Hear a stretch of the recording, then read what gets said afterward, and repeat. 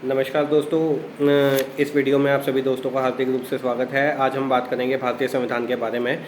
आपका जो परीक्षा हुई है इस साल यूपीएससी 2024 सिविल सेवा परीक्षा, इसमें भारतीय संविधान का जो आपका एक सेगमेंट है उससे 18 क्वेश्चन करीब पूछे गए हैं। तो इसलिए ये सेगमेंट बहुत ही इम्पोर्टेंट हो जाता है। इन वीडियोज़ को आप ध्यान से देखिए। आज हम सबसे पहले बात करेंगे भारतीय संविधान के अनुच्छेद के बारे में। ठीक है, अनुच्छेद बहुत ही मोस्ट इम्पॉर्टेंट चीज़ है संविधान में, और अगर आप सभी अनुच्छेद को अच्छी तरह से समझ लेते हैं तो संविधान करीब करीब आपकी पकड़ में हो जाएगा। तो देखिए, सबसे पहले हम भाग 1 की बात करेंगे। भाग 1 में संघ और उसका राज्य क्षेत्र, जो कि अनुच्छेद 1 से 4 के बीच में है। ठीक है, अब हम आज भाग के बारे में तो डिस्कस करेंगे ही, साथ ही अनुच्छेद को भी विस्तार से हम डिस्कस करते चलेंगे। तो देखिए, जो भाग 1 है, ठीक है, भाग 1 की हम बात करेंगे। भाग 1 का जो विवरण है उसमें है संघ और उसका राज्य क्षेत्र। जो उसका विषय है भाग 1 का वो है संघ और उसका राज्य क्षेत्र, और ये अनुच्छेद 1 से 4 के बीच में। जानते हैं कि अनुच्छेद 1 में क्या है। तो अनुच्छेद 1 में संघ और राज्य क्षेत्र के बारे में बताया गया है। जो अनुच्छेद 2 है उसमें नए राज्यों का प्रवेश या स्थापना, यानी कि नए राज्यों का प्रवेश कैसे हो सकेगा और उनकी नए राज्यों की स्थापना कैसे की जाएगी, ये अनुच्छेद 2 में बताया गया है। अनुच्छेद 2 क्या है, उसमें बताया गया है कि सिक्किम को संघ के साथ जोड़ा जाए, जो कि निरस्त है। 3 में बताया गया है कि नए राज्यों का नाम और वर्तमान राज्य और पुराने राज्यों के क्षेत्रफल, सीमा और नाम में परिवर्तन किस प्रकार से होगा। ठीक है, पुराने राज्य जो हैं उनके क्षेत्रफल, सीमा और नाम परिवर्तन कैसे होगा, ये सब हम जान लेंगे। अब यहाँ हमें परिसीमन आयोग को जानना आवश्यक है कि परिसीमन आयोग क्या है और अब तक कितने गठित हो चुके हैं। मेरे ख्याल से इससे परिसीमन आयोग से संबंधित एक क्वेश्चन आपसे यूपीएससी 2024 के जो प्रश्न पत्र में आपसे पूछा गया है कि अब तक कितने परिसीमन आयोग गठित हो चुके हैं, कुछ इस तरह से करके पूछा गया है। इसको आप देख लेंगे। अनुच्छेद 4 में अगर हम बात करें तो पहली और चौथी अनुसूची के संशोधन तथा अनुपूरक, आनुषंगिक और पारिमाणिक विषयों का उपबंध कराने के लिए अनुच्छेद 2 और 3 के अंतर्गत बनाई गई जितनी भी विधियां हैं वो। अब अगर हम भाग 2 की बात करते हैं तो भाग 2 में हम बात करते हैं भारतीय नागरिकता के बारे में, जो कि अनुच्छेद 5 से 11 में है। अनुच्छेद 5 से 11 में भारतीय नागरिकता के बारे में बताया गया है। तो आइए उनको विस्तार से समझते हैं कि अनुच्छेद 5 में क्या है। अनुच्छेद 5 में बताया गया है संविधान के प्रारंभ में नागरिकता। ठीक है, कि संविधान के प्रारंभ में नागरिकता, ये अनुच्छेद 5 का विषय है। अनुच्छेद 6 में बताया है पाकिस्तान से भारत को प्रव्रजन मतलब भारत को जाने वाले कुछ व्यक्तियों के नागरिकता के अधिकार, यानी कि जो पाकिस्तान से भारत को प्रव्रजन करेंगे उन कुछ व्यक्तियों की नागरिकता के क्या अधिकार हैं। अनुच्छेद 7 में बताया गया है कि पाकिस्तान को प्रव्रजन करने वाले कुछ व्यक्तियों के नागरिकता के अधिकार, यानी कि जो पाकिस्तान को प्रव्रजन कर रहे हैं उन कुछ व्यक्तियों के नागरिकता के अधिकार क्या है, अनुच्छेद 7 बता रहा है। अनुच्छेद 8 कह रहा है कि भारत से बाहर रहने वाले भारतीय मूल के जो कुछ व्यक्ति हैं उनके नागरिकता के अधिकार क्या होंगे। ठीक है, उसके बाद अनुच्छेद 9 कहता है विदेशी राज्य की नागरिकता स्वेच्छा से अर्जित करने वाले व्यक्तियों को नागरिक न होना, यानी कि देखिए हमारे यहाँ क्या है, एकल नागरिकता का प्रावधान किया गया है। एकल नागरिकता का मतलब क्या है, देखिए हम जो नागरिक हैं, हम भारतीय नागरिक हैं तो हम राज्य के नागरिक हैं। राज्य के नागरिक होने के साथ साथ ही हम पूरे भारत के, पूरे केंद्र सरकार के भी नागरिक है। ठीक है, मतलब भारत के नागरिक हो गए हम। अब देखिए हमारे यहाँ ऐसा तो नहीं है कि केंद्र सरकार की अलग नागरिकता है और हम जिस राज्य में रह रहे हैं उस राज्य की अलग नागरिकता है। आपके पास आधार है, वोटर आईडी कार्ड है, ठीक है, तो ऐसा तो नहीं है कि आपके पास यूपी गवर्नमेंट का कुछ अलग से आइडेंटिटी हो, ऐसा तो कुछ नहीं है हमारे पास। तो इसका मतलब क्या हो गया कि हमारे पास एक ही तरह की नागरिकता है जो कि एकल नागरिकता कहलाती है। अब देखिए यहाँ जो बात ये कहता है कि विदेशी राज्य की नागरिकता स्वेच्छा से अर्जित करने वाले, यानी कि जो विदेशी नागरिक हैं, जो विदेशी राज्य हैं, जैसे आपका अमेरिका हो गया, फ्रांस हो गया, ब्रिटेन हो गया, रशिया हो गया, आप वहाँ जाके अगर वहाँ की नागरिकता लेते हैं तो आपकी यहाँ की नागरिकता स्वतः ही खत्म हो जाएगी, क्योंकि एक व्यक्ति एक समय में एक ही देश का नागरिक हो सकता है। ये चीज़ इसमें समझाई गई है। ठीक है, अनुच्छेद 10 की अगर हम बात करेंगे तो नागरिकता के अधिकारों का बना रहना, कि आपके नागरिकता के जो अधिकार हैं वो बने रहें, ये अनुच्छेद 10 में बताया गया है। अनुच्छेद 11 कहता है संसद द्वारा नागरिकता के अधिकार का विधि द्वारा विनिमय किया जाना। इसी के साथ आपका ये भाग 2 नागरिकता 5 से 11 में खत्म हो जाता है। इसके बाद हम बात करते हैं भाग 3, जो कि मौलिक अधिकार है। भाग 3 है मौलिक अधिकार, जो कि अनुच्छेद 12 से 35 में दर्शाया गया है। आइए इसको विस्तार से समझते हैं कि अनुच्छेद 12 जो है उसमें परिभाषा दी है मूल अधिकारों की। अनुच्छेद 13 में बताया है मूल अधिकारों से असंगत या उनका अल्पीकरण करने वाली विधियां। जो मूल अधिकार हैं उनसे असंगत या उनका अल्पीकरण करने वाली जो विधियां हैं वो अनुच्छेद 13 में बताया गया है। अनुच्छेद 14 में कहा है विधि के समक्ष समता। देखिए यहाँ आपको जहाँ भी विधि शब्द का आपको विधि शब्द लिखा मिले तो विधि का मतलब है कानून। ठीक है, कानून का शासन। हमारे यहाँ विधि का शासन है मतलब कि कानून का शासन है। तो विधि के समक्ष समता, समता मतलब कि समानता, इक्वलिटी, और विधियों का समान संरक्षण। ठीक है। अनुच्छेद 15 में बताया है धर्म, मूल, वंश, लिंग और जन्म स्थान के आधार पर विभेद का प्रतिषेध, यानी कि इसमें भेदभाव के लिए अनुच्छेद 15 का इसमें बताया गया है, भेदभाव का निषेध है इसमें। अनुच्छेद 16 में बताया है लोक नियोजन के विषय में अवसर की समानता, यानी कि पब्लिक एम्प्लॉयमेंट, आर्टिकल 16 में आपको बताया गया है। ठीक है। ये जो EWS आरक्षण लगा था ये 16(6) में लगा था, ये ध्यान रखिए आप। ठीक है। 16(6) में लगा है ये EWS, जो 10% सवर्ण आरक्षण लगा था। तो ये 16 में, यानी कि अनुच्छेद 16 में संशोधन करना पड़ा था। ठीक है। संशोधन तो आप सभी जानते हैं ना, अनुच्छेद 368 के तहत संविधान में संशोधन किया जाता है। ठीक है। संशोधन की प्रक्रिया अनुच्छेद 368 में 368 में है। अब आर्टिकल 17 क्या कहता है, अस्पृश्यता का अंत और उसका आचरण निषिद्ध, यानी कि छुआछूत का जो है वो अंत कर दिया गया है। Untouchability is a punishable offence. ठीक है। आर्टिकल 18 क्या कहता है, सेना या विद्या संबंधी सम्मान के सिवाय सभी उपाधियों पर रोक।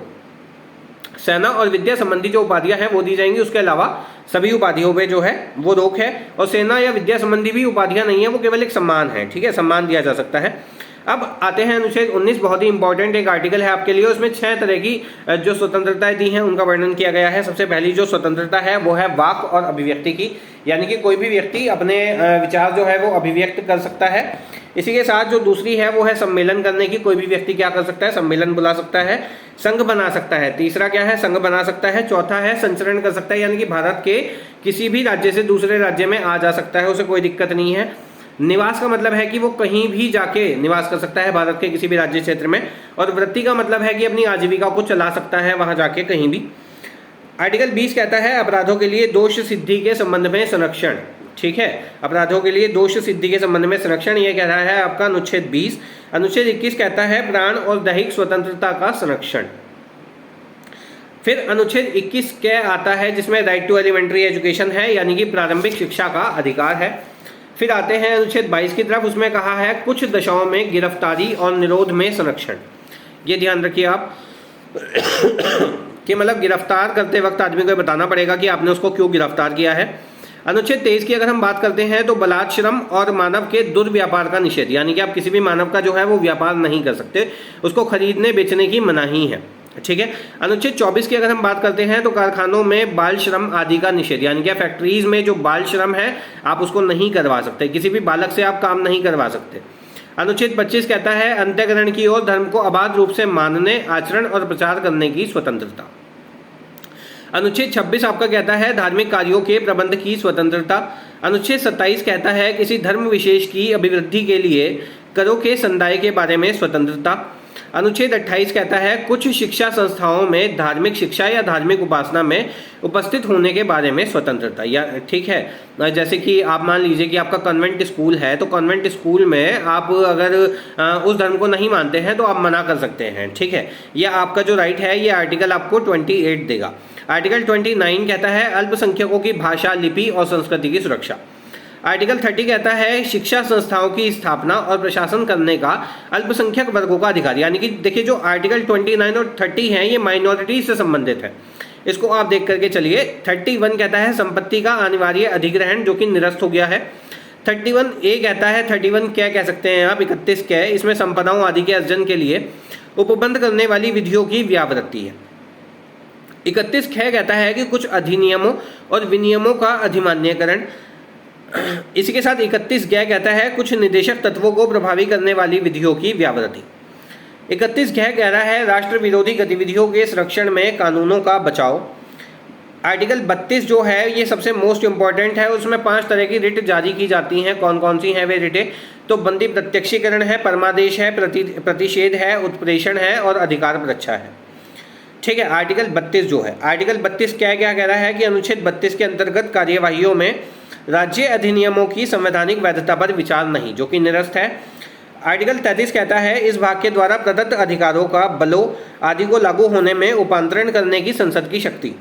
आर्टिकल 34 कहता है कि जब किसी क्षेत्र में सेना विधि प्रवर्त है, ठीक है, वहाँ सेना विधि लगी हुई है, तब इस भाग द्वारा प्रदत्त अधिकारों पर निर्बंधन।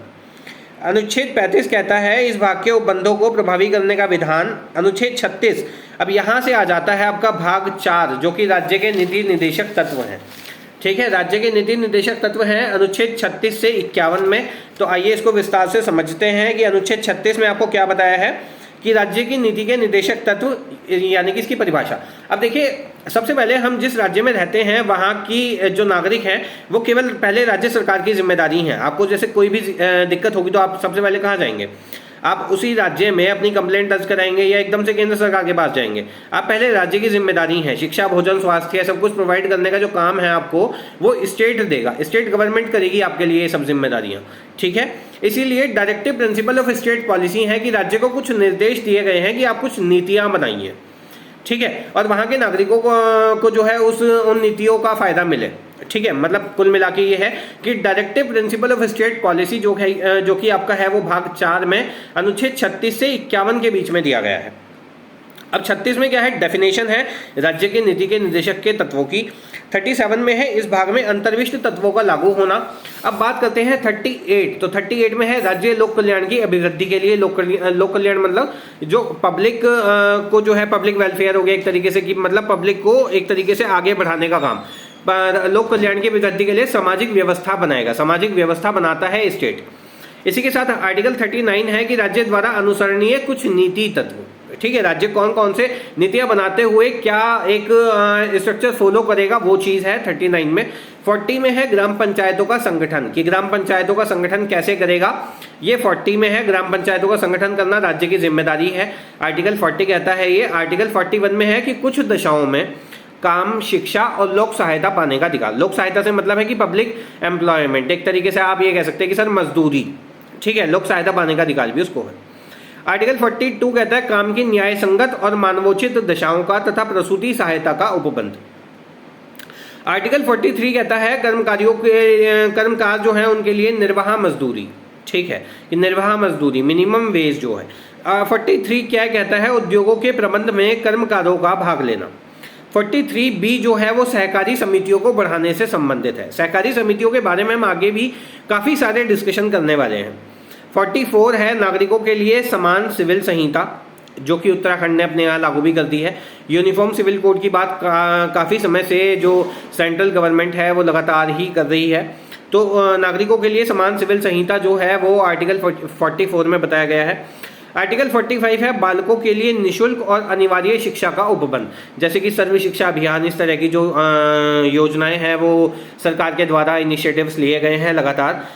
आर्टिकल 46 कहता है SC ST के संबंध में और OBC के संबंध में कि इनके शिक्षा और अर्थ संबंधी हितों की वृद्धि होगी। ठीक है, इनके शिक्षा और जितने भी आपके अर्थ संबंधी जो हित हैं इनके, उसमें अभिवृद्धि की जाए। आर्टिकल 47 कहता है पोषाहार स्तर और जीवन स्तर को ऊंचा करने और लोक स्वास्थ्य को सुधार करने का राज्य का कर्तव्य। अब जो मिड डे मील स्कीम है वो पोषाहार स्तर को सुधारने का काम ही कर रही है स्कूल में बच्चों के माध्यम से। ठीक है, 48 क्या है? कृषि और पशुपालन का संगठन हो। 48 क्या है? यानी कि पर्यावरण का संरक्षण करें आप, उसका संवर्धन यानी कि उसको बढ़ाएं, पेड़ पौधे ज़्यादा से ज़्यादा लगाएं, वन और वन्य जीवों की जो है वो रक्षा करें आप। ठीक है, क्योंकि ये सरकारी प्रॉपर्टी है और ये आपका जो है एक कर्तव्य भी है ना। फिर 49 क्या है कि राष्ट्रीय महत्व के जितने भी आपके संस्मारक हैं, स्थान हैं, उन वस्तुओं का संरक्षण आप करें। आर्टिकल 50 कहता है कार्यपालिका का न्यायपालिका से पृथक्करण। देखिए जो कार्यपालिका और न्यायपालिका ना दो अलग अलग चीज़ हैं। देखिए एक कुर्सी के 4 पैर हैं, पहला एक कार्यपालिका है, एक न्यायपालिका है, एक विधायिका और एक है मीडिया। ठीक है, ये 4 पैर हैं। तो कार्यपालिका जो है वो न्यायपालिका से पूर्ण रूप से अलग हो। ठीक है, मतलब न्यायपालिका किसी के प्रेशर में काम ना करे, किसी सेंट्रल गवर्नमेंट या स्टेट गवर्नमेंट के। तो न्यायपालिका को अलग रखने का आपने काम किया है 50 में। 51 में कह रहा है अंतर्राष्ट्रीय शांति और सुरक्षा की अभिवृद्धि। ठीक है, अंतर्राष्ट्रीय शांति और सुरक्षा की अभिवृद्धि लगातार बने, यानी कि अंतर्राष्ट्रीय रूप से आपके जो बॉर्डर्स जो आपके विदेश में, जैसे आपका इधर चाइना से लगता है, इधर पाकिस्तान से, नेपाल से, भूटान से, बांग्लादेश से, श्रीलंका से, म्यांमार से, जहां भी आपका बॉर्डर लगता है वहां जो है आप शांति बना के रखें और सुरक्षा की लगातार प्रयास करते रहें। ठीक है, 51 क्या है? अब देखिए जो 51 क्या है इसकी अगर हम बात करें तो आपका जो भाग 4A है उसमें मौलिक कर्तव्यों के बारे में बात की गई है और जो मौलिक कर्तव्य है वो अनुच्छेद 51 क्या में है। ठीक है, अब बात करते हैं अगर हम भाग 5 की। भाग 5 में संघ सरकार के बारे में बताया गया है और संघ सरकार के जो अनुच्छेद हैं वो अनुच्छेद 52 से 151 तक में बताया गया है। अनुच्छेद 52 से अनुच्छेद 151 तक में संघ सरकार के बारे में बताया गया है और इसमें 5 अध्याय शामिल किए गए हैं, जो कि अध्याय 1 हमारा कार्यपालिका का है, जो कि अनुच्छेद 52 से 78 तक संबंधित है। अध्याय 2 जो है उसमें संसद के बारे में बताया गया है, 79 से 122 79 से 122 अनुच्छेद तक उसमें बताया गया है। उसी के साथ अध्याय 3 जो है उसमें राष्ट्रपति की विधायी शक्तियों के बारे में बताया गया है, जो कि आर्टिकल एक ही है, आर्टिकल 123, जो कि ऑर्डिनेंस की पावर वाली बात है। अध्याय 4 जो है उसमें संघ की न्यायपालिका के बारे में बताया गया है, यानी कि आपका जो जितना भी आपका सुप्रीम कोर्ट है वो उसमें डिफाइन किया गया है 124 से 147 अनुच्छेद में। अध्याय 5 जो है उसमें भारत का नियंत्रक और महालेखा परीक्षक है उसके बारे में बताया गया है, जो कि अनुच्छेद 148 से 151 तक है। आइए इनको विस्तार से देखते हैं एक बार। तो दोस्तों यहाँ हम ये देखते हैं कि अनुच्छेद 52 जो है वो सबसे पहले उसमें भारत के राष्ट्रपति के बारे में बताया गया है। उसके बाद अनुच्छेद 53 जो है वो संघ की कार्यपालिका जो है वो राष्ट्रपति में निहित है। ये आप जान लेंगे संघ की कार्यपालिका में कौन कौन है। आपका प्रधानमंत्री, मंत्रिपरिषद है, ठीक है, और सरकार हमेशा राष्ट्रपति की होगी, ये बात आप ध्यान से जान लेंगे। 54 में जो है इलेक्शन ऑफ प्रेसिडेंट यानी कि राष्ट्रपति का निर्वाचन, उसके बारे में बताया गया है। 55 में राष्ट्रपति का निर्वाचन किस रीति से होगा, ठीक है, आनुपातिक प्रतिनिधित्व प्रणाली, उसके बारे में आपको बताया गया है। उसके बाद उसका टर्म कितना होगा, कितने समय के लिए राष्ट्रपति बनेंगे। तो 56 में राष्ट्रपति के टेन्योर की बात की गई है, उनके पदावधि की बात की गई है। 57 में पुनर्निर्वाचन के लिए पात्रता, यानी कि अगर वो चाहें तो वो दोबारा भी री इलेक्ट हो सकते हैं कि नहीं हो सकते। तो पुनर्निर्वाचन के लिए पात्रता के बारे में, एलिजिबिलिटी के बारे में बात हुई है। आर्टिकल 58 की अगर हम बात करें तो राष्ट्रपति निर्वाचित होने के लिए अर्हताएं क्या हैं, यानी कि एलिजिबिलिटी क्या है किसी भी व्यक्ति की कि वो प्रेसिडेंट ऑफ इंडिया बन सके। अब देखिए इसके लिए हम बात कर सकते हैं कि वो भारत का नागरिक होना चाहिए सर, कम से कम उसकी आयु जो है वो 35 वर्ष की होनी चाहिए और लोकसभा सदस्य बनने के लिए योग्य हो, है ना, लोकसभा सदस्य निर्वाचित होने के योग्य हो। दैट्स इट, ये 3 चीज़ हैं और मुख्य रूप से वो पागल या दिवालिया ना हो, बस, है ना। ये कुछ चीज़ें हैं जो कि एलिजिबिलिटी क्राइटेरिया है आपका प्रेसिडेंट ऑफ इंडिया के लिए। इसके बाद अगर हम बात करते हैं आर्टिकल 59 की, तो इसमें बताया गया है राष्ट्रपति के पद के लिए शर्तें क्या हैं। आर्टिकल 60 कहता है राष्ट्रपति द्वारा शपथ प्रतिज्ञान। अब राष्ट्रपति जो है उसको शपथ कौन दिलाएंगे, तो भारत के मुख्य न्यायाधीश राष्ट्रपति जी को शपथ दिलाते हैं। और राष्ट्रपति द्वारा जो शपथ ली जाएगी वो कहाँ जो अफर्म किया गया है वो लिया गया है आर्टिकल 60 में, ठीक है, अनुच्छेद 60 में। अब अनुच्छेद 61 आपका बहुत ही मोस्ट इंपॉर्टेंट हो जाता है, क्योंकि यहाँ पे जो डिफाइन किया गया है इम्पीचमेंट प्रोसेस को डिफाइन किया गया है। और इम्पीचमेंट मतलब आप हिंदी में कह सकते हैं सर महाभियोग प्रक्रिया। तो राष्ट्रपति पर महाभियोग किस प्रकार से चलाया जाएगा, 14 दिन पूर्व नोटिस देना पड़ेगा उसको, ठीक है। फिर वो कौन से हाउस में चलाई जा सकती है प्रक्रिया, जो है शुरू कहाँ से की जाएगी, लोकसभा से कि राज्यसभा से। तो वो पूरा का पूरा एक प्रोसीजर महाभियोग का आपको जान लेना चाहिए। आर्टिकल 61 एक बहुत ही मेजर एक आर्टिकल है और इससे यूपीएससी हमेशा क्वेश्चन पूछ के चलता है। यूपीएससी या स्टेट का कोई भी पीसीएस का आपका एग्जाम होगा तो वहाँ आर्टिकल 61 एक बहुत ही मेजर एक रोल प्ले करता है, ठीक है। आर्टिकल 62 की अगर हम बात करते हैं तो राष्ट्रपति के पद में जो रिक्ति हो गई है उसको भरने के लिए निर्वाचन कराने का समय दिया गया है। और आकस्मिक अगर रिक्ति है, कोई इमरजेंसी वाली सिचुएशन है, तो निर्वाचित व्यक्ति जो है उसकी पदावधि क्या होगी, ये मोस्ट इंपॉर्टेंट चीज है। आर्टिकल 62 आप देख लेंगे। अब आर्टिकल 63 में बताया है वाइस प्रेसिडेंट ऑफ इंडिया, यानी कि भारत के उपराष्ट्रपति के बारे में। अब आर्टिकल 63 आपका भारत का उपराष्ट्रपति बता रहा है और उसी के साथ आर्टिकल 64 बताता है कि उपराष्ट्रपति का राज्यसभा का पदेन सभापति होना। जो उपराष्ट्रपति होगा वो ऑटोमेटिक ही राज्यसभा का सभापति होगा, ठीक है। इसमें आपको कोई शक, कोई संदेह कुछ नहीं होना चाहिए। आर्टिकल आपका जो 65 है वो है राष्ट्रपति के पद में आकस्मिक रिक्ति अगर हो जाए तो उसकी अनुपस्थिति में उपराष्ट्रपति राष्ट्रपति के रूप में कार्य करेगा और उसके कृत्यों का निर्वहन करेगा। ये आर्टिकल 65 कहता है कि अगर राष्ट्रपति अपनी कुर्सी पे ना हो तो उसकी जगह पे उपराष्ट्रपति जो है राष्ट्रपति के बतौर काम करता है, ठीक है। उसकी जो अनुपस्थिति है उस अनुपस्थिति में काम करेगा और उसके द्वारा जो कृत्य किए जाएंगे राष्ट्रपति के रूप में मान्य होंगे, ठीक है। आर्टिकल 66 कहता है उपराष्ट्रपति का निर्वाचन। Election process of vice president of India, यानी कि उपराष्ट्रपति का आपका निर्वाचन कैसे होगा, आपके चुनाव की रीति क्या है। अब देखिए भारतीय संविधान में कहीं भी चुनाव शब्द का प्रयोग नहीं किया गया है, वहां पे निर्वाचन शब्द का प्रयोग किया गया है। तो निर्वाचन से आप समझ लेंगे कि यहाँ चुनाव की बात हो रही है, इलेक्शन की बात हो रही है। तो आर्टिकल 66 जो है वो उपराष्ट्रपति के निर्वाचन के बारे में बात करता है, और आर्टिकल 67 जो है वो उपराष्ट्रपति की पदावधि के बारे में बात करता है कि उपराष्ट्रपति कितने समय के लिए होंगे, 5 साल के लिए, 6 साल के लिए, 10 साल के लिए, ये उसमें लिखा है आर्टिकल 67 में। आर्टिकल 68 कहता है उपराष्ट्रपति के पद में अगर रिक्ति हो गई है तो उसको भरने के लिए निर्वाचन करने का समय, आकस्मिक रिक्ति को भरने के लिए निर्वाचित व्यक्ति की पदावधि, ये आप मोस्ट इंपॉर्टेंट है, जान लीजिए। आर्टिकल 69 है उपराष्ट्रपति के द्वारा जो शपथ ली जाएगी, वो आर्टिकल 69 में दिया गया है। और 70 में कहा गया है कि अन्य आकस्मिकताओं में राष्ट्रपति के कृत्यों का निर्वहन, यानी कि अन्य आकस्मिकताओं में राष्ट्रपति के कृत्यों का निर्वहन, जैसे कि मान लो राष्ट्रपति नहीं है और उस समय उपराष्ट्रपति भी ना हो, तो उस समय कौन राष्ट्रपति होगा, तो भारत के मुख्य न्यायाधीश जो है वो इस कृत्य को करेंगे। बात समझ रहे हो? तो ये चीज मोस्ट इंपॉर्टेंट है, ये आर्टिकल 70 में बताया गया है कि अगर राष्ट्रपति और उपराष्ट्रपति दोनों ही ना हो तो भारत के मुख्य न्यायाधीश जो है वो होंगे, अगर वो भी नहीं होंगे तो उनके द्वारा जो प्रोमिनेंट जज होगा उसको अपॉइंटेड किया जाएगा ऐसे मसलों के लिए।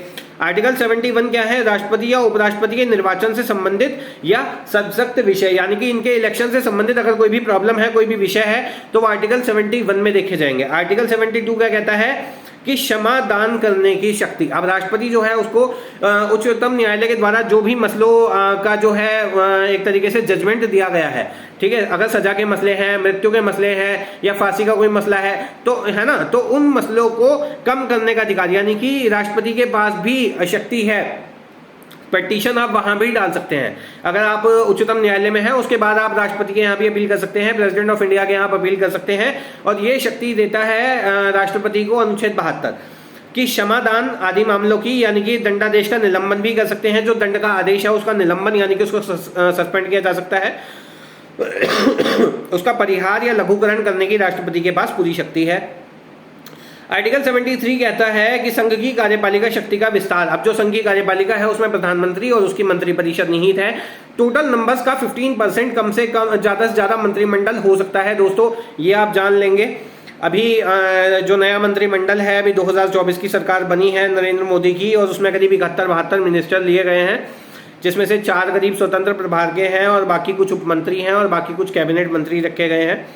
कुछ चेहरे हैं जो पहले की तरह ही रिपीट किए गए हैं, तो वो पूरा मंत्रिमंडल आपको याद होना चाहिए। कैबिनेट मंत्री जितने भी हैं वो आपको याद होने चाहिए, जो स्वास्थ्य मंत्री हैं, वित्त मंत्री, आपके गृह मंत्री, आपका ग्रामीण विकास मंत्रालय किसके पास है, ये सारी चीज़ें आपको पता होनी चाहिए। इनसे भी संबंधित क्वेश्चन बन सकता है, मैचिंग में आ सकता है, इंपॉर्टेंट है, देख लीजिएगा। इसी के साथ आर्टिकल 74 है कि राष्ट्रपति को सहायता और सलाह देने के लिए मंत्री परिषद होगी, ठीक है। आर्टिकल 75 है मंत्रियों के बारे में अन्य उपबंध, मंत्रियों के बारे में अन्य क्या उपबंध है। इसी के साथ आर्टिकल 76 इंपॉर्टेंट है, अटॉर्नी जनरल ऑफ इंडिया, यानी कि भारत के महान्यायवादी के बारे में आर्टिकल 76 में बताया गया है। मोस्ट इंपॉर्टेंट है ये, आप देख लेंगे इसका। सबसे पहले आप देख लेंगे भारत के महान्यायवादी का कार्यकाल क्या है, ठीक है, मैक्सिमम एज कितनी हो सकती है इनकी, और इनको संसद की कार्यवाही में बोलने का अधिकार है या नहीं, और इनको संसद का एजेंट भी कहा जाता है, ठीक है। ये क्वेश्चन पूछा गया था पिछले सिविल सेवा परीक्षा के प्रश्न पत्रों में, ये आप देख लेंगे कि संसद का एजेंट कौन है, तो ये आप देख लेंगे, ठीक है। इसी के साथ आर्टिकल 77 की अगर हम बात करते हैं, और साथ ही साथ आर्टिकल 76 में आपको एक चीज़ और मान के चलनी है कि जो भारत के महान्यायवादी हैं, आप उनके पास डिसाइडिंग वोट का अधिकार है या नहीं, निर्णायक वोट, निर्णायक मत, ठीक है। ये आप मुझे कमेंट में बताइए कि भारत के जो महान्यायवादी हैं उनके पास निर्णायक मत का अधिकार होता है या नहीं होता है। आर्टिकल 77 कहता है भारत सरकार के कार्य का संचालन किस प्रकार से होगा, ठीक है। आर्टिकल 78 कहता है राष्ट्रपति को जानकारी देने आदि के संबंध में प्रधानमंत्री के कर्तव्य, यानी कि राष्ट्रपति को जो है जानकारी देंगे प्रधानमंत्री, अपने मंत्रिपरिषद संबंधी जितने भी मसले हैं वो प्रधानमंत्री का एक कर्तव्य है, एक ड्यूटी है प्रधानमंत्री की। इसी के साथ आर्टिकल 79 में इंडियन पार्लियामेंट के बारे में बताया गया है कि संसद का गठन किस प्रकार से होगा। आर्टिकल 80 में बताया गया है राज्यसभा की संरचना के बारे में, ठीक है। जो व्यूअर्स पहले से मेरे साथ मौजूद हैं उन्हें मैंने राज्यसभा का पूरा एक डिटेल्ड वीडियो दिया था कि राज्यसभा में टोटल जो नंबर है आपके वो 245 हैं, उनमें डिस्ट्रीब्यूशन किस तरह से है और कौन से 2 केंद्र शासित प्रदेश है जिसमें कि राज्यसभा का प्रतिनिधित्व है, तो दिल्ली और पुडुचेरी, ठीक है। उसको आप देख लेंगे अच्छे तरीके से। राज्यसभा का जो कार्यकाल है वो 6 वर्ष है, और कितने सदस्य कितने टाइम के बाद री इलेक्ट होते हैं, ये सब चीज़ें आप उसमें देख लेंगे। और एक परमानेंट हाउस है, यानी कि ये कभी भंग नहीं होता है, ठीक है, इसको राष्ट्रपति भी भंग नहीं कर सकते। ये एक सतत प्रक्रिया है, लगातार चलती रहती है। आर्टिकल 81 की अगर हम बात करेंगे तो उसमें लोकसभा की संरचना के बारे में बताया गया है। आर्टिकल 81 में लोकसभा के बारे में बताया गया है। लोकसभा का जो टोटल नंबर है वो 543 है दोस्तों, और लोकसभा का जो कार्यकाल है वो 5 वर्ष का है। और लोकसभा के लिए इलेक्शन लड़ने के लिए जो न्यूनतम आपकी आयु है वो 25 वर्ष होनी चाहिए। और लोकसभा का जो चुनाव होता है वो जनता द्वारा डायरेक्ट किया जाता है, यानी कि प्रत्यक्ष निर्वाचन विधि से लोकसभा का चुनाव संपन्न कराया जाता है, और उसके बाद बहुमत की एक सरकार बनती है, जैसे कि अभी देखने में भी आया है। कई बार बहुमत की बनती है, कई बार गठबंधन की बनती है। जैसे इस बार गठबंधन की सरकार बनी है, एनडीए के जो अदर अलायंस पार्टीज़ हैं उनके साथ मिलकर जो सरकार बनी है वो लोकसभा में आपको देखने के लिए मिलेगी। जैसे कि आपका चिराग पासवान की पार्टी हुई एलजेपी, है ना। इसके अलावा आपका इसमें आरएलडी है, और इसके अलावा आपका इसमें शिवसेना है एकनाथ शिंदे वाली। तो ये सब सहयोगी दलों के सहयोग से मिलकर बनी है। जैसे नीतीश कुमार है आपका जेडीयू, और आपका टीडीपी है आंध्रा से। तो ये सब गठबंधन को मिला के एक एनडीए की एक सरकार बनी है, ये आप देख लेंगे। इसी के साथ आर्टिकल 82 की अगर हम बात करते हैं तो यहाँ बताया है कि प्रत्येक जनगणना के पश्चात पुनः समायोजन। आर्टिकल 83 के बारे में बताया गया है कि संसद के सदनों की अवधि कितनी कितनी होगी। संसद के 2 सदन है आपके, लोकसभा राज्यसभा, 2 हाउसेस हैं, उनकी अवधि कैसी कैसी होगी, कितनी कितनी होगी, ये मैं बता चुका हूँ आपको। आर्टिकल 84 है संसद की सदस्यता के लिए अर्हता। संसद की जो सदस्यता होगी उसके लिए अर्हता क्या है, एलिजिबिलिटीज़ क्या है। 85 है संसद के सत्र, सत्रावसान और विघटन। ठीक है, हमारे यहाँ कितने सत्र होते हैं, जब बजट सत्र, मानसून सत्र, शीतकालीन सत्र, ये सारे आप जान लेंगे इसके बारे में। आर्टिकल 86 है सदनों के अभिभाषण का और उनको संदेश भेजने का राष्ट्रपति का अधिकार। यानी कि देखिए, जब भी कोई भी बैठक बुलाई जाती है तो वो राष्ट्रपति के द्वारा ही बुलाई जाती है।